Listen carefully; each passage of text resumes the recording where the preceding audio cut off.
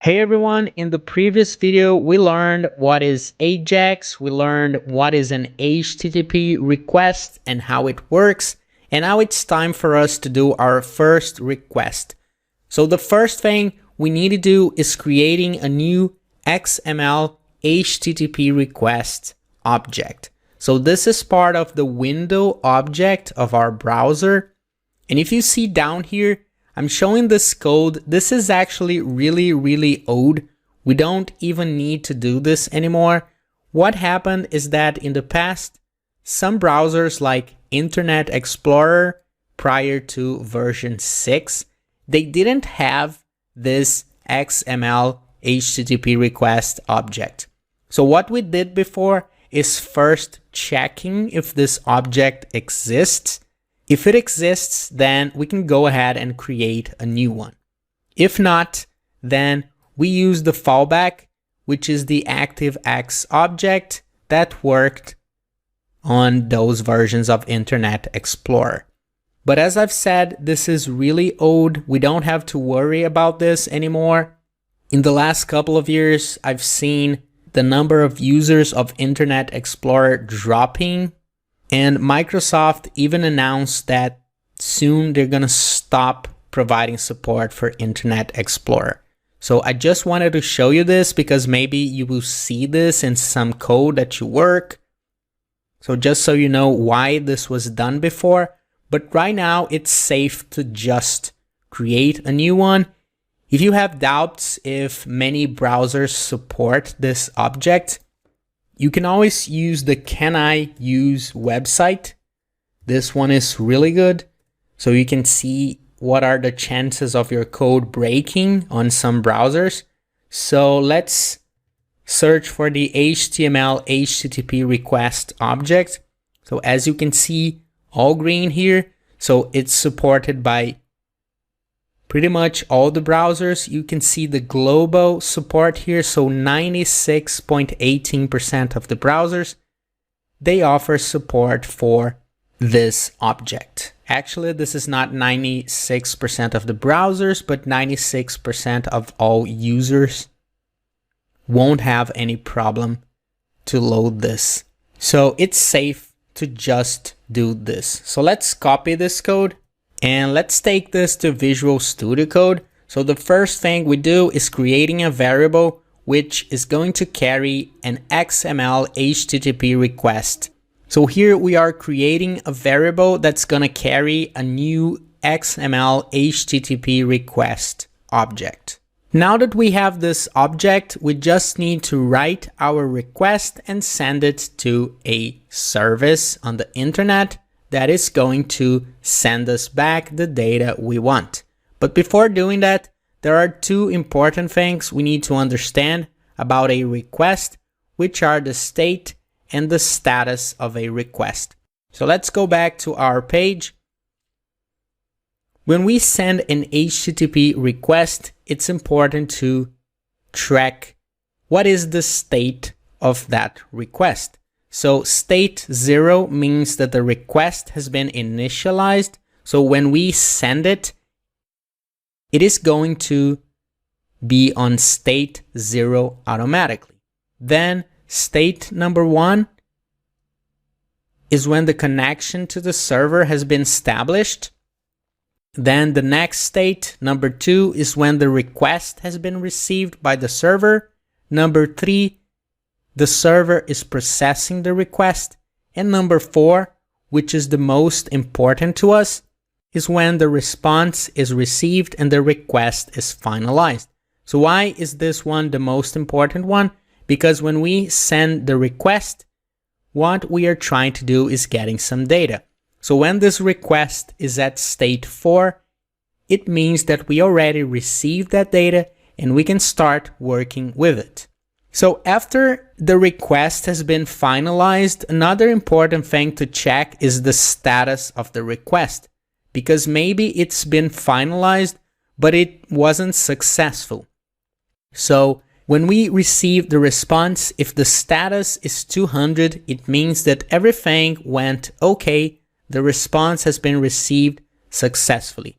So this is what we will need to check when we receive the response. If the status is 200, okay, we can go ahead and start working with the data.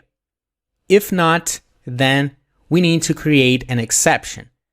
So the most common status codes that you are going to see are 403, which is not authorized. Some services out there, they require an API key, and if you don't provide one, you will get a not authorized status. So if that happens, you can't work with the data. You need to do something else. Another common status is 404, which is not found. So when we do an HTTP request, we're going to need to type a URL. And if we type the incorrect URL, we're going to get a 404 back. So those are the most common status codes for HTTP requests. If you want to learn more about this, you can go on Google and search for HTTP request status codes. You can just go to this first search result on developer.mozilla.org, and you will see that actually there are many different codes for the status.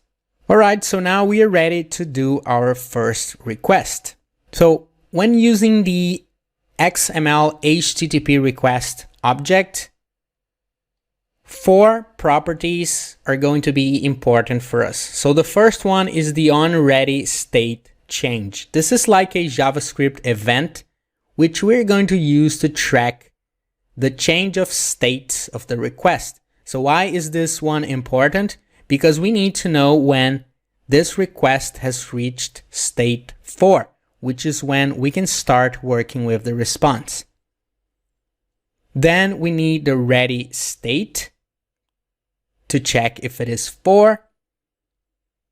We need the status that we just talked about, and if everything went well, if we have state 4, status 200, then we need the response text. The response text is the actual data that we are looking for. So now enough talking, let's do a real life example. So going back to Visual Studio Code, we already created our XMLHttpRequest object. As I've already mentioned, we are not going to be working with XML in this course. But if you want to learn more, you can search on Google. So now before writing our request and sending it, let's use that onReady state change event to track the changes in the states of our request. So let's call this object we just created, so XHTTP. You can name this variable any way you want, but this is a convention, so I suggest you use the same name. So then we're going to use the property called onReady state change, which is going to track the change in the states. And every time this occurs, so every time there's a change of state, we are going to execute a function. And before doing what we really have to do, I'm just going to do a console.log, and every time it changes, I'm just going to send this, which is the XHTTP variable with this object. So this dot ready state, which is the name of the property. So by doing this, when we send the request, we are just going to send to the console the state of the request every time it changes. So this is our function, and now we can actually go ahead and open the request and send it. So again, XHTTP. Now we are going to use the open method. And here we are going to pass 2 arguments. The first one is going to be the method used to send the request. I'm not going to go into details about this, but the most common ones are get or post. If you want to learn more, you can search for HTTP request methods on Google. So in this case, I'm just going to use the get method, which is the only one we are going to use when we are just trying to get data from an external source. And now I need to type the URL. So where are we sending this request? Well, Instagram is probably sending the request to their own servers. But on the internet, we have many services that we can use. So these are called APIs. And one API that's very interesting that I chose it to use it in the course because we don't need an API key. We don't have to log in, create an account or anything. We can just go ahead and use it. It's called the Open Trivia API. So if you go inside here, you will see that this is a database of trivia questions. So let's go here to API. Let's get a random question about any category, any difficulty, or anything. Let's generate the API URL. So if we send an HTTP request to this address, let's see what we are going to receive back. So as you can see, we've just received something that looks like a JSON string, and we can parse it into a JavaScript object. So this is the response from the request, which has the results.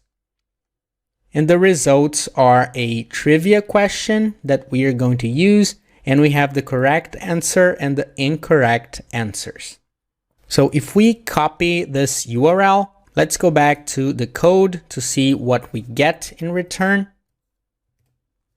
So this is an API. It's a service that we can use to make a request and receive something.